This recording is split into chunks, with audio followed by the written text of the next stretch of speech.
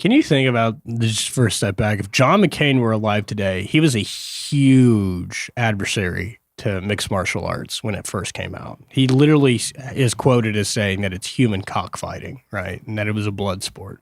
Could you have imagined if he were alive today? You said cock. I know, the coctagon.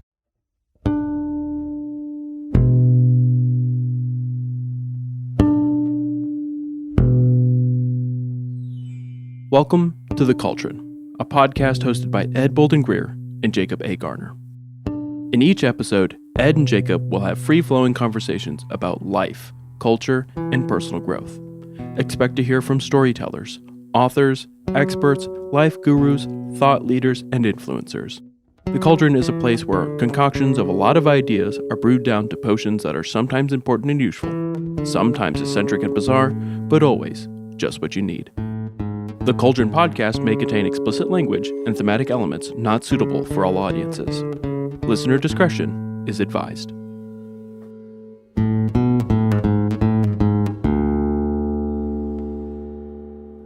No thought too dumb. No question too deep. The conversation starts here.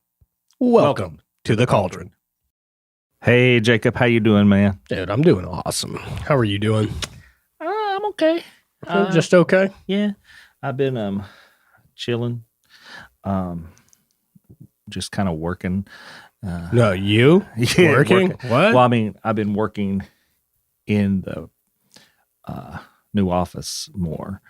I guess what I should say is I've been writing more because I don't always consider that work. I've been writing a huge amount and doing research. I have a whole season coming up for the Ravensville podcast that I have to write. And Jared and I just hanging out, getting ready for a trip. We're in right after CreepyCon in August, we're going to Palm Springs in California. I was corrected this morning by one of the travel agents. Palm Springs Desert, California. oh, We're going out there for about 5 days for a meeting. I was going to say work or pleasure. Both. Yeah. Yeah. I've been to California in fucking 3 years, Yeah. 3-4 years, something like that. Yeah. I'm excited to be out there. I like the dry heat environment. Really like that, especially with my lungs. What I'm not looking forward to, we leave here at 9 o'clock in the morning. We get there at 12:30 p.m. Yeah, because you lose 3 hours. 4 hours at that time, I think. But because of that, it's like a 7.5 hour flight. I think. Who you flying on? We are flying on. I think it's United. Yeah, United. Nice. Yeah.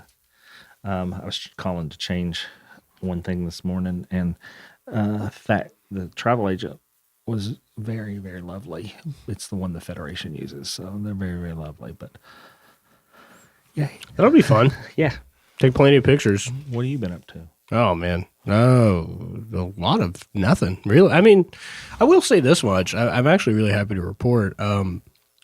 I have been going to the same therapist for like 8 years, 9 years, something like that. And Still not got you any better? well, funny you should ask. So in the last, So she said, I'm done with you. yeah, she said I quit. In the last month, because she's not cheap, and really good professionals like that are worth every penny. Absolutely. You can't put a price tag on your mental health. It makes me wish that it was both more affordable for everybody, but she could still make a living. It's tough to balance. But in the last month, I spent over $450 in the last 4 weeks Out of pocket to see my therapist for some very, very intense sessions, because we were on the cusp of finally addressing this very, very heartbreaking, traumatic event that happened to me in my life, right? Yeah. I'm not going to get into it on the podcast, but it hurt so much to even think about, even if I was by myself. Like, it would cause me to like physically recoil, and I usually distracted myself with the temptations of the flesh and I've seen it. stuff like that. Yeah, Not the temptations of the flesh, but I've seen this situation. and last Thursday, I went, and I'm just going to say it like this. For the first time in almost a decade, I feel free from this. So you had a breakthrough.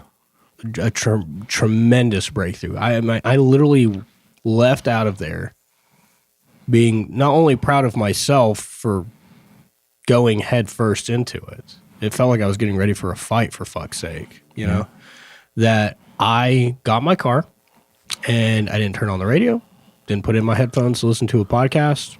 I just drove in complete silence, ruminating over what I had finally realized. And I went to the gym and I beat up some guys and sat in the sauna and then saw my grandma. You know what? What? I'm proud of you. Thank you. Because I know a little bit about the situation, and that's a tough one. I'm telling you, man. I'm telling you, I super happy that happened to me. My partners have even noticed a change in me, a positive change. So, I mean, no big deal. I'm just a different guy now, Ed. You're still the same old dumb knucklehead, as always. Hey, you want to play a quick game? Hey, yeah. All right. Dumb questions to ask your friends, or the way we play it here. Questions asked your dumb friend. All right. So this one's actually pretty funny. How many times did you wash your hair last week, Ed? Well, I have shorter hair now. Yes, you do. And it looks fantastic. Thank you. I was a little scared when we cut my long locks off. Yeah. I'm not sure I'm not going to grow them back, but Yeah, I'm having fun with this style. It's a fun season. I'm sure with the temperature too, it feels a lot better. Well, actually, I'm cold-natured, so yes, when I'm outside, it's much better. When I'm inside, I don't have my long locks to keep my neck warm. So, I washed my hair. I guess we're thinking about a 7-day week. Yeah. Okay. Sunday to Sunday. 6 times. 6 times. Mm-hmm. There you go. I wash mine about 2 or 3 times a week. Well, if my hair had been longer, but now, I have a Greek fro. Yes, you do. Yes, you do. And I have ringlet curls when I don't do anything to it. And so when I would wake up in the morning, you've seen those pictures of Einstein. Oh, yeah, yeah. That's how I look in the morning. And if I wash it, it looks good. And if I don't wash it, I can't go out of the house. All right, I got another one. You ready? Okay. Yeah. If you could interview a famous person about their life, who would you choose? Living or dead? And I'll say even fictitious or real. Interview, not just have a conversation. Yeah, we're going to assume this is like a 60 minutes type interview. Oh, okay. God, there's so many.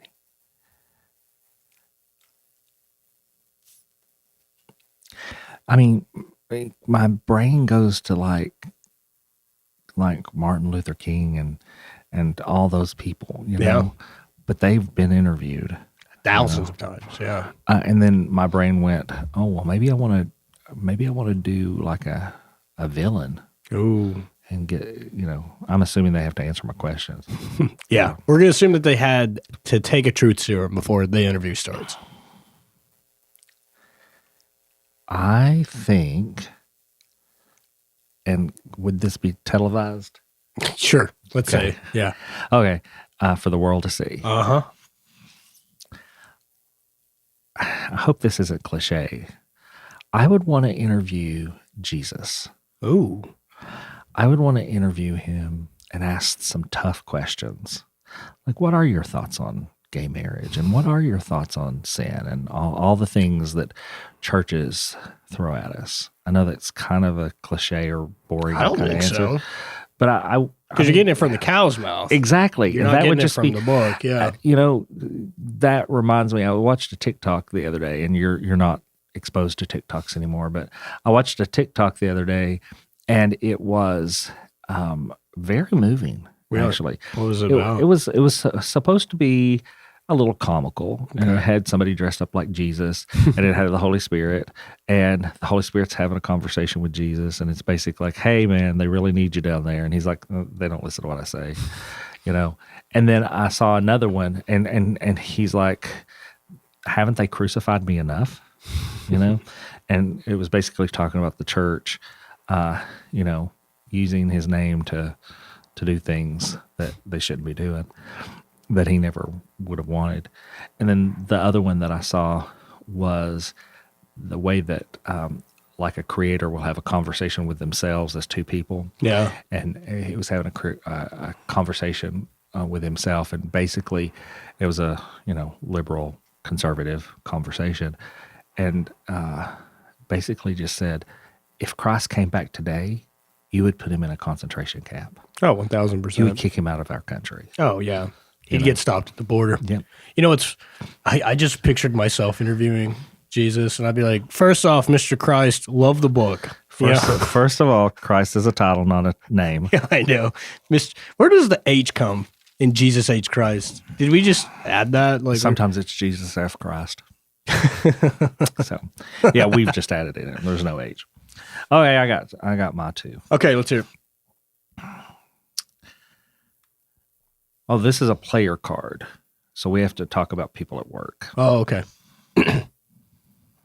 Which player, in this case, which coworker, has probably done the most dangerous or stupid thing to impress their friends? I would say that's a toss-up between Jared or V. I feel like either one of them. I'm going to answer this one. Yeah. It's Jacob. I can't say myself. I know, but I can. I'm going to break the rules today. This out of our work family, it would so definitely be you. That's fair. That's fair. Yeah. And there's a lot of stupid things you've done. And that I will continue to do. Probably. Although I will say you're getting old. I am. You have calmed down a little bit. Yeah, age takes the bite out of you, you know? Yeah. So my next one's food. Okay. Food. Just had some delicious I just had curry. delicious curry. It was so good. What food? Okay. Now, don't go esoteric on this. Okay. Like we're talking about home. Okay, like all right. where you grew up, kind of. Got it. Okay. Not the Loudon, not the Philippines. Okay. Home. Home. Okay. What food reminds you of home?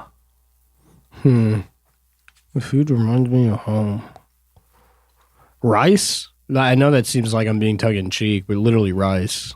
Like Well, your mother made a lot of stuff with rice. every dish, Yeah. breakfast, lunch, and dinner, including breakfast. If she made something like, the fuck is that called? It's like a fucked up Rice Krispie treat that they wrap in banana leaves. I can't believe I'm forgetting. Biko is the name of it. Yeah, Biko. Okay. I would say I'm going to answer this one too. Yeah, peanut butter. No, actually, I'm going to say, when I was younger, my mother cooked a lot of Southern comfort foods, and I'm just going to say, it wasn't that I'm thinking about. My mother made the best chili in the whole world. Now you can make a good chili yourself. I know, and it's kind of like hers, but it's not hers. It's her recipe, but it's not hers. No. Yeah, her chili, like if she even thought it was going to snow that night, and we would be off, she was making chili, and I'm just going to say, back then, between me, my brother, my dad, and my mom, you couldn't walk 5 feet without somebody farting on you after that chili. It was so good. Like every time there's a snow day now. You think about it. Yeah, it's just nostalgia. Just a quick question about cooking too. Are you like by the books, measure everything out, or are you a dash of this, a dollop of that? Normally, I am like recipes are like hints at what you should do. Yeah. And if it says a tablespoon of cayenne pepper, I'm going to put like 10. Yeah. Way more. Yeah. But no, with my mom's recipes and with Jared's grandmother's recipes, I follow them to the T. Now, Jared's grandmother's, like the bean salad thing that I make, like I follow it to the T, and it comes out very similar to hers. She's a wonderful cook, and my mom was too. So I want to get it as close to possible. So I do everything I can to get it to their standards. Oh yeah. So I treat recipes like the bumpers. recommendation. Well, yeah, I treat them like the bumpers at the bowling alley for kids. It's just enough to keep you in the lane, Speaking of which, Mm-hmm. I'm still mad at you. That's fair. What about? Get in line. You lost a bet a while back, and I still haven't gotten a blueberry pie. Yeah, that's fair. So Jacob makes blueberry pies. And what's our favorite dessert? It's pie. What kind of pie? Blueberry. Yeah. Why do we have these blue things on here? Is it blueberry season right now, or is that later? Is. No, it is. It's through fall. Do fall? Okay. Yeah. Midsummer to end of fall. You know what? I let the listeners hold me accountable. This fall, Ed is getting one of my blueberry pies. I'll make it just for you. You know what? Make it for after dark. Oh, shit. Yeah. That's a genius idea. Woo! Yep. Good I'm idea. all about Ed. that. Good idea. I'll make my coconut wet cake. Oh, fuck yeah, dude. I love a good coconut cake. I'm still getting shit about our Halloween candy ranking video. I just recently, so one of our listeners, shouts you out, Jay. Always love that you're tuning in. They reached out to me like a month or two after that episode came out. I was just like, really? That's what won for you guys? I said, I was speaking from our hearts. Yeah. Okay. I'm just gonna say, it surprised me too. God, I felt like shit after that episode. That was brutal. I can't handle that much sugar. No. I'm kind of hoping we don't do that again this year, Jared. Please, no. Spare me. Anyway, Ed, what you were telling me some weird shit before we got on air today about a new discovery.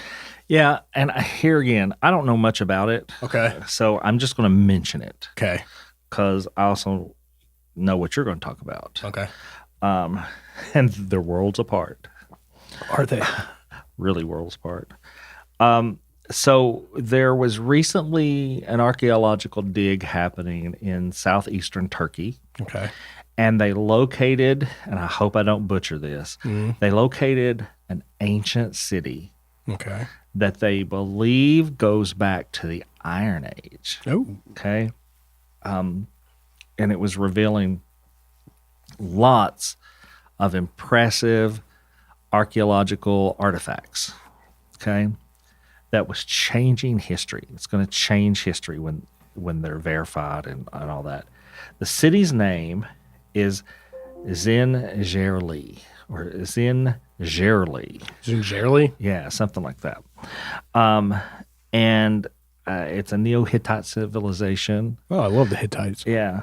And it's considered the largest city they've ever found in that area. Holy shit.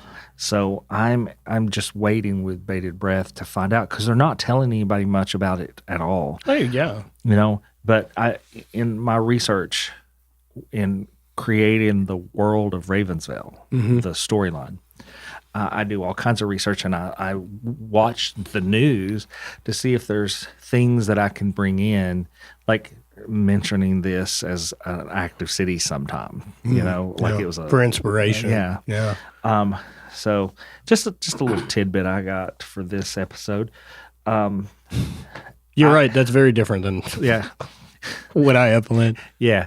Go ahead, because I I am going to say this administration never ceases to disappoint me. I know.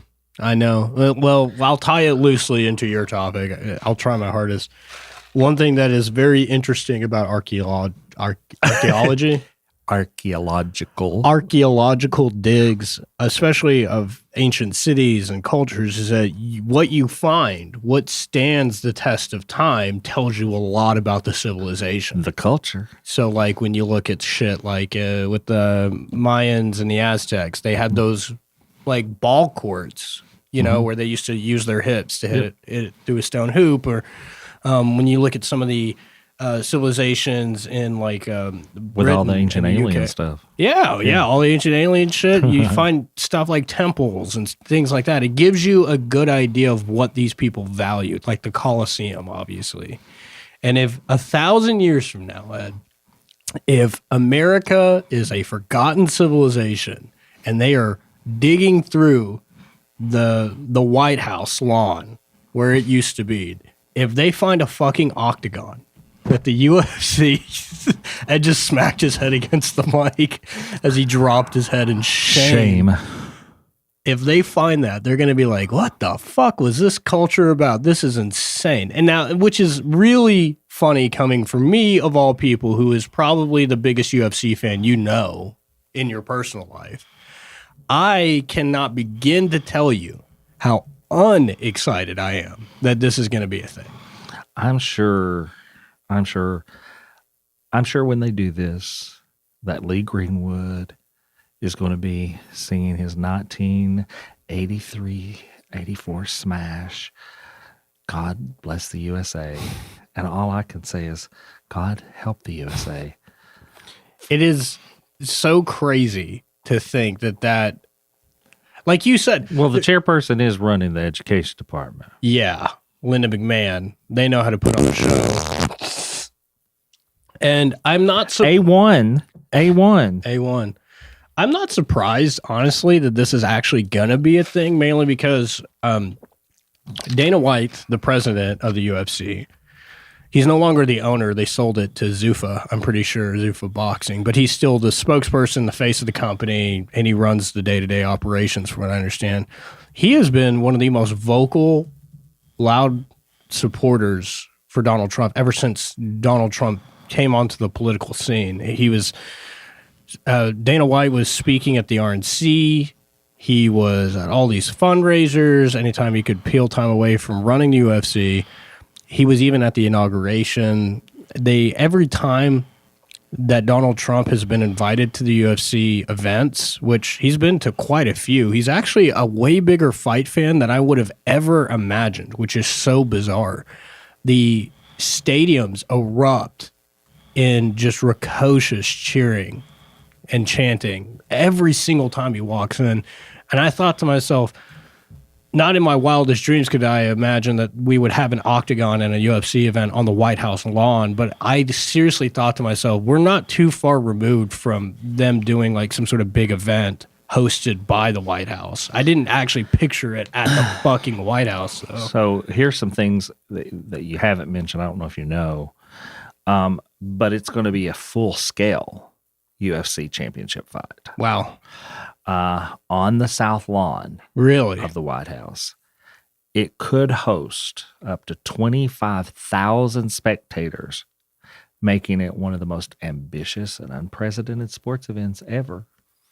Dana White is speaking out for it. Conor McGregor and John Jones have shown interest in it. Because those are the names. You know what? Can I just say this real quick, Ed? Mm-hmm. And I don't care who I piss off when I say this. John Jones and Conor McGregor are the biggest blights on humanity that we have ever seen. Yep. They are expert martial artists, and their achievements are rival nobodies besides themselves. Exactly.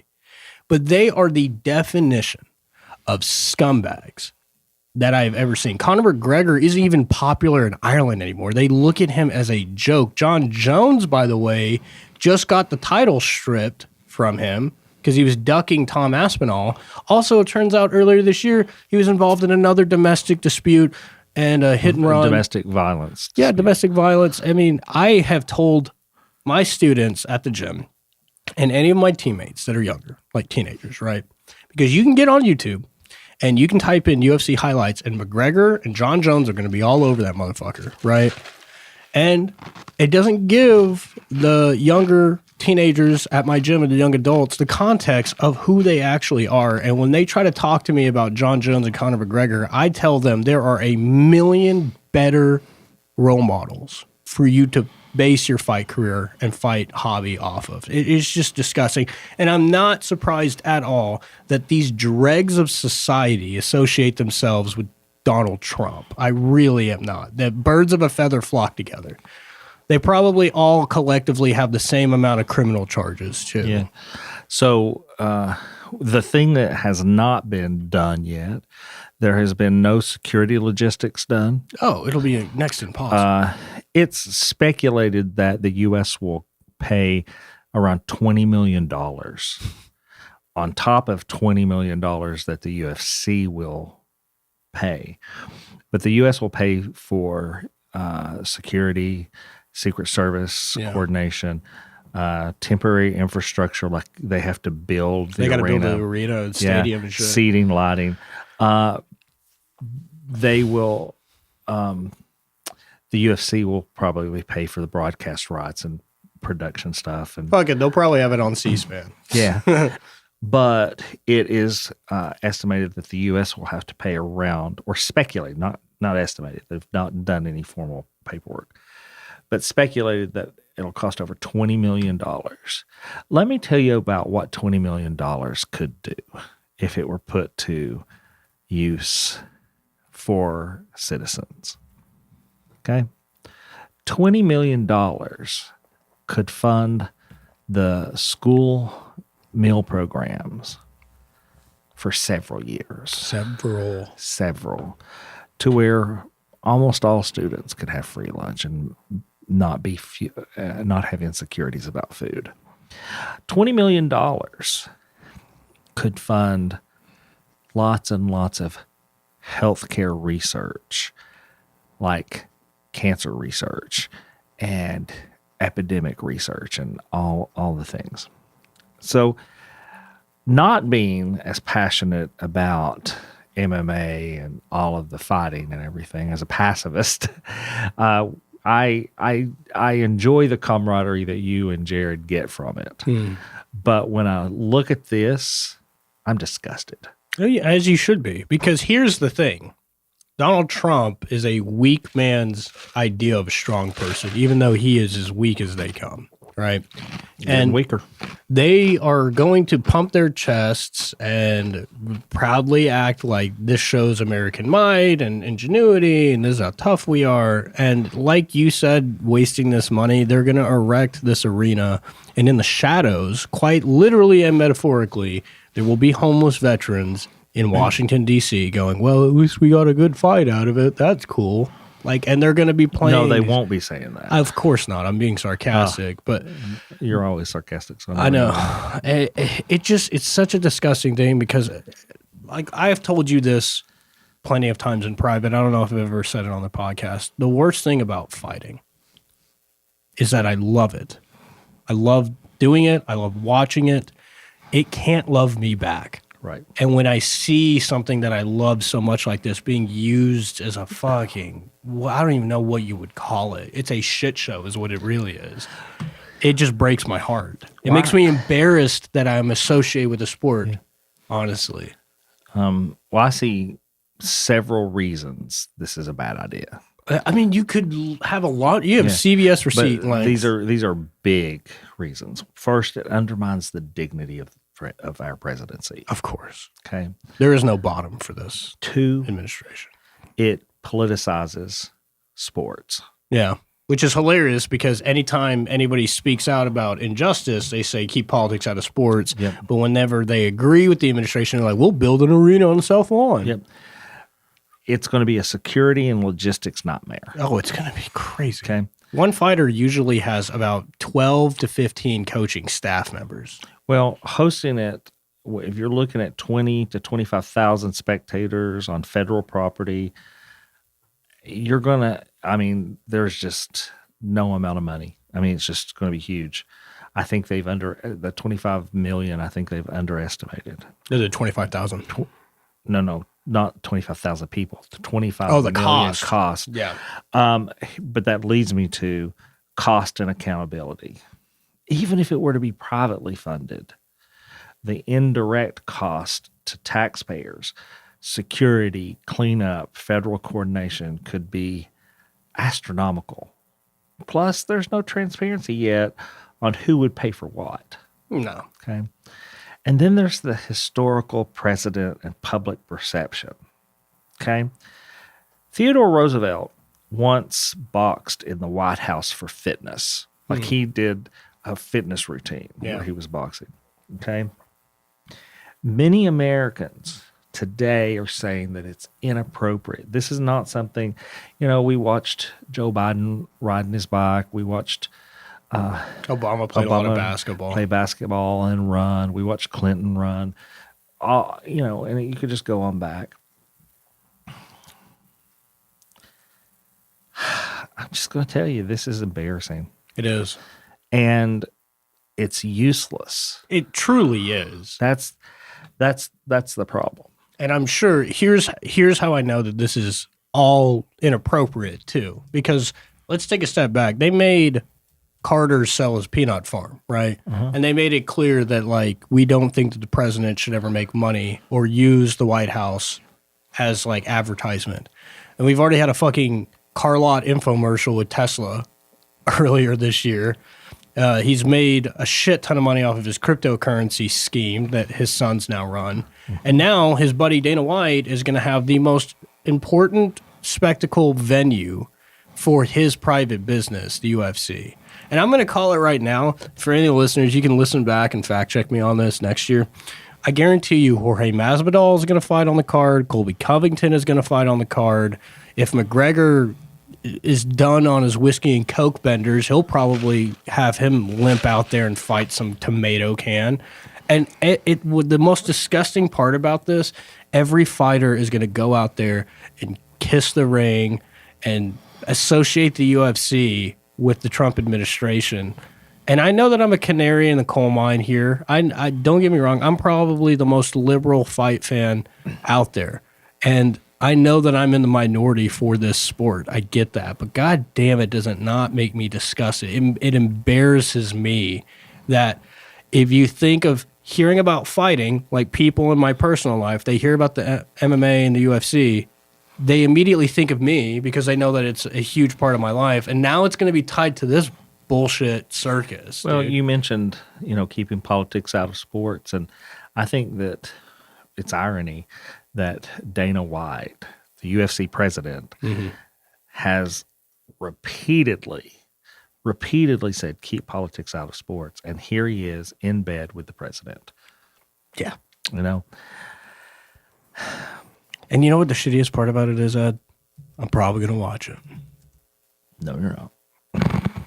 I'll watch the highlights. I don't think I'll pay out. for the pay-per-view, but I'll watch the highlights. I don't think you'll be able to afford it. What? He's putting the show on for billionaires. Oh, yeah. Every seat at that arena is probably going to cost $50,000, and it's only going to be filled with people that are trying to curry favor with Dana White to get to the president. It was like that cryptocurrency dinner that they had where it was $15,000 a table. And they guaranteed you an appointment with the president? Yeah, exactly. There is no bottom for this administration. Right. It's hilarious. The thing I think is so abhorrent about it is that July 4th, 2026 is our 250th anniversary birthday of the United States. And I just, I'm done. I'm just done with it. Can you think about, just for a step back, if John McCain were alive today, he was a huge adversary to mixed martial arts when it first came out. He literally is quoted as saying that it's human cockfighting, right? And that it was a blood sport. Could you have imagined if he were alive today? You said cock. I know, the coctagon. Imagine if he found out that the White House was going to have the sport that he vehemently opposed on every front be hosted on the South Lawn. I mean, what idiocracy timeline are we living in that this is a real thing? Yeah, I know. So just a little update. Yeah.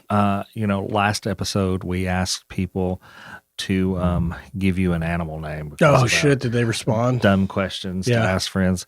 So we have one. Okay. Are you ready? I'm ready.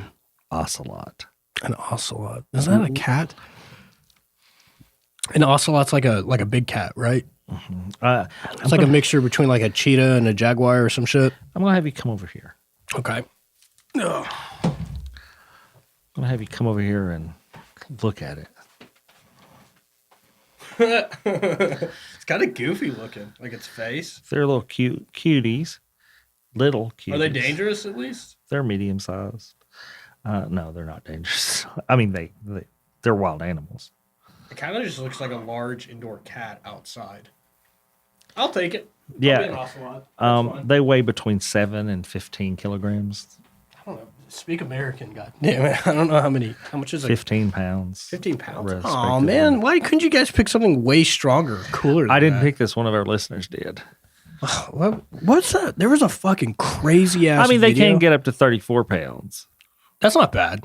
15 to 34 pounds. I bet you, how many do you think I could fight before they overwhelm me? Like, what's the number? Like 5? 2? 2? You don't think I could fight 2 ocelots? I think that you are at... Look, you have a... What's your cat's name? Thomas. You have enough I also problems. refer to him as Big T. Yeah, you have you can't fight him. That's true. He tears you apart. Yeah, he does. Okay. You know that fucking leather cuck chair you got me? Well, it's just a normal chair, but we positioned it in the corner of a room facing the bed. He has fucked that thing up like you would not believe, Ed. Like, it is now at the point of no return, and I've just resigned myself. I was treating it with like this spray that cats fucking don't like. He just powered through it. I swear to God, it feels like he's just spiteful about it. Well, you are mean to him. That is not true. I give this cat food, shelter, a roof over its fucking head, okay? And you cuss him all the time. All the time I cuss him, and he still just You curls throw right up things on at me. I know you throw things at him. He's No, trying that's to not get true. He's trying to get your love. You have never thrown your flip flop at him. The silence speaks volumes. You're going to get a listener to write in, and then I'm going to fucking PETA down my neck, and animal Somebody's control going to coming pee down out. your neck. Yeah, so, dude, I swear to God, I love this cat because I know how important it is to my thing. And I have a love-hate relationship with him, to be honest with you. Because when he's sweet, he's real sweet. He's trying to get your love. He's crawling up on you and loving on you, All and the you time. just hating on him. Why do cats do that fucking weird thing where... It's called making biscuits. Yeah, and he's like stabbing me with his fucking claws. His claws need to be clipped. I thought you're not supposed to do that with cats. You cut off the ends of them. They make little clips that have little stops. You just cut the sharp part. I'll just pay for it. How much does that cost? It's not very much. Yeah, we need to get it done. I've heard that if you declaw a cat, they get depressed.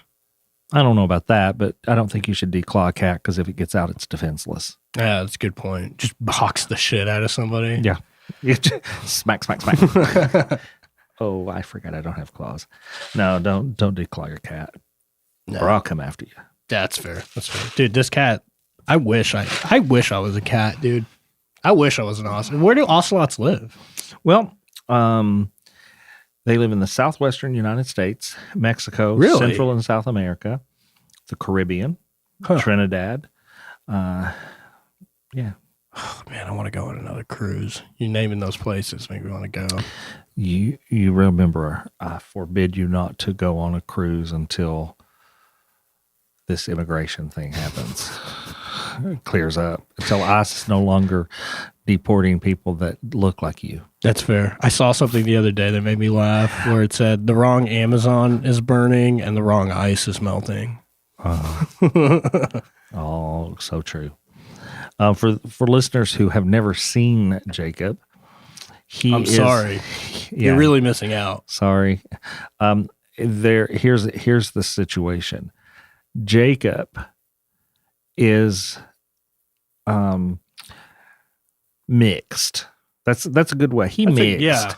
He is part Loudon, Tennessee Caucasian and part Filipino. Indeed, I am. And if we look back in history at the Filipino nation, they were once conquered and ruled by Spaniards. Oh, yeah, for a very long time, like 500 and so there's years. a strong Spanish influence in, especially the males. Oh, especially the males, yeah. And so when I say that Jacob is a white boy sometimes, or that he's Filipino, those things are true, but he doesn't look like either of those things. No. He looks like he is of Mexican descent. Yeah. He also dresses like your typical television portrayal of every Mexican thug in the world. Yeah, that's true. So we're like white undershirt tank tops tucked into corduroy pants and slides, backwards hats or bandanas. Yeah. And so he is not a good candidate to travel anywhere where he has to come back into the United States or he has to exit the United States. So, I'm like, I'm one of you guys. And they're like, sure thing, get in the van. Sure thing. There's the van. And you think we're joking, but no. We'll post a picture on Facebook right now, and you can tell us what you think. Say hola in the comment section. I'm gonna post your model picture. There you go. Got one of those. Dumpster. Yeah, that was a good one. I like that one. So, thank y'all for being here. Yeah. Thanks for listening to me bitch about the UFC event. Just be 100% clear. Not that anybody will care, but Jacob Garner does not endorse this UFC event. Ed Bolden Greer does not endorse the UFC fiasco. Well, you know what I will say? You know what my hope is if this actually does come to fruition? You know what I really hope? I hope that they afford to watch it. No, I hope that they stack the card with diehard Trump supporters and then diehard Trump haters. So that way it's really, really fun if we get to watch them duke it out. I see what you're doing there. That'd be dope. If I was Dana White, I'd book the matches. Belal Muhammad needs to be on the card because he got in a shit ton of trouble in his last fight for his title defense because he walked out with a Free Palestine shirt and a Palestinian flag. And that made Dana White pissed, and Trump even got involved. So it'd be really funny if that happened again. Anyway, that's it. I'm done talking about it. Are you, though? Are you really? No, I'll probably bitch about it leading up to it. Okay, guys. The picture is posted on our Facebook page. Go out and tell us what you think. Feel free to print it out. Keep it in your wallet. God. All right, Ed. We love you guys. See you guys. Thank y'all. See you later. Now, family, you adults have a few chores to do. Go on over to ravensvale.com and see about doing your chores on social media. Follow us on all the social media platforms that we've made available just for you folks. Like, listen, subscribe, and follow wherever you listen to podcasts. And if you don't mind, leave us a good rating and a kind comment. You can find The Cauldron on your favorite podcast platform. And again, make sure you hit that follow button to stay up to date with our latest episodes.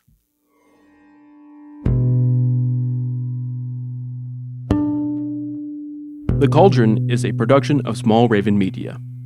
Today's episode was hosted by Ed Bolden Greer and Jacob A. Garner.